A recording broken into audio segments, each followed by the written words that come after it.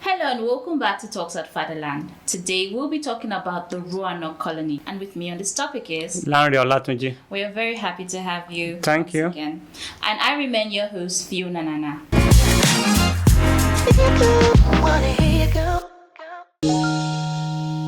Talks at Fatherland. The Roanoke Colony, established in the late 16th century, remains one of America's most enduring mysteries.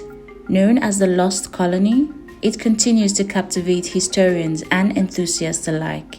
This ill-fated settlement, founded in 1585 on Roanoke Island, marked England's early foray into the New World. Facing hardships, strained relations with natives, and shortages, the colonists returned to England in 1586, leaving a small group behind. In 1590, a supply ship found the colony deserted, with only Croatoan carved into a tree, hinting at a possible relocation. Various theories about their fate persist, but definitive answers remain elusive. The Lost Colony's enigma has permeated American culture, inspiring literature and art. It stands as a poignant reminder of the challenges early European colonists faced. Today, modern researchers continue the quest for answers, offering tantalizing clues but leaving the full story shrouded in mystery. The Roanoke Colony endures as a symbol of America's colonial past, its unsolved disappearance a captivating chapter in history. Talks at Fatherland. Mr. Larry, What was the Roanoke Colony and where was it located? Roanoke Colony was a colony that was settled in present-day North Carolina, and it was a settlement of English people all the way from England. Okay, so they were like voyagers. Yes, they were voyagers, and it started around late 16th century, and on their way coming, and really it was 1584 precisely that they took off from England. Wow. And found themselves in that colony, which is present-day the North Carolina in the United States of America. So why is the Roanoke Colony often referred to as the Lost Colony? Yes, what really happened, according to the historians and the archaeologists, was that when they took off from England in 1584, and this movement was sponsored by Sir Walter Raleigh. That was the name of the sponsor. That was the name of the sponsor of this voyage, and the movement was led by Drake Francis and John White.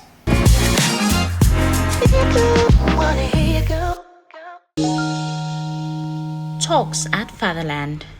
The reason why it was referred to as a lost colony was that in 1585, I think 1590 should be 1590. Yeah, it was. It was 1587 to 1590. When they got to that island, and the condition was not conducive for them, and the climatic condition was not conducive, and all the material they took along finished, and their leader, that's Francis Drake, had to move back to England to go and prepare more so that he will bring more material needed and food, yes, and he returned back to England. But due to the war between England and Spain, Francis could not return as earlier planned. Yes. And it took him about 3-4 years. He returned. Wow, that was quite 1590. A long time. Yeah. He returned 1590. That was quite a long time. Yes. got into where he left his people, he couldn't find them. Talks at Fatherland. That was the deception or the debate about it. Of course, they want to move because Yes. of There are a lot of you can't survive in yes. place. So of course, you want to Yes. migrate to where Really, you can get something. Yeah.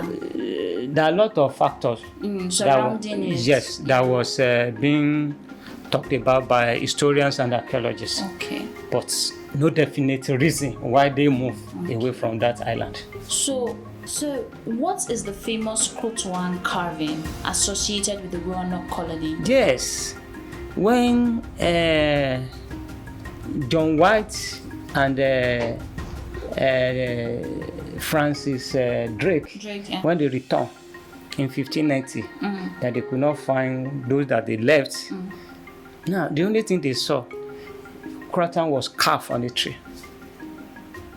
And the meaning they read to it was that maybe the other colonists they left, they might have, mingled with the Croatians people. They were native, American native that they met on the ground. So maybe they migrated. They marched with them. Yeah. And not only that, there are other arguments that maybe because of diseases, starvation, yes, definitely, they disappear from where they were before.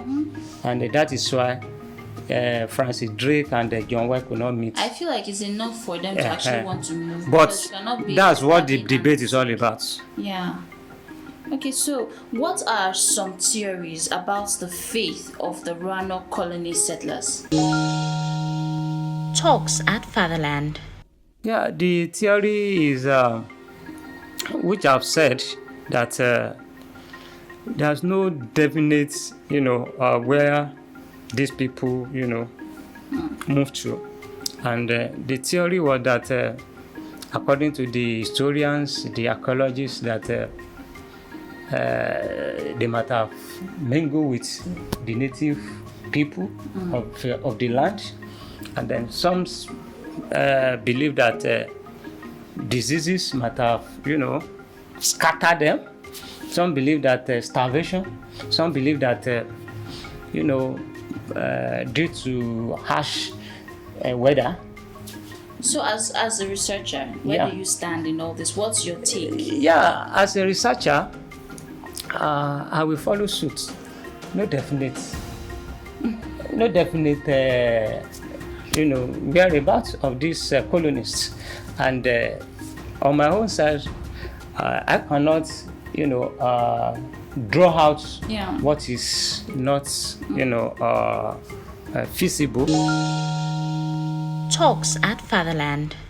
I will also support them, and I believe that, there are still research still on to discover what really happened to these colonists. Because as much as they migrated and all that, it's safe to say that, okay, for example, I'm here, and I'm from Delta State, okay, definitely when I see someone, I'll be like, oh, I'm from Delta State too. Especially when the person talks or how the person acts, sometimes it's with that. So it's amazing to know that there's a colony that just disappears like that, and then there's literally no trace. Yes, up to now. So definitely it remains a debate. Yeah. Now, with this, we come to the end of this episode. This episode was sponsored by 4TV Hub. 4TV Hub is an online Afrocentric streaming platform where you can watch and download movies anywhere, anytime. Till next time, I remain your host, Fiona Nana. Bye for now.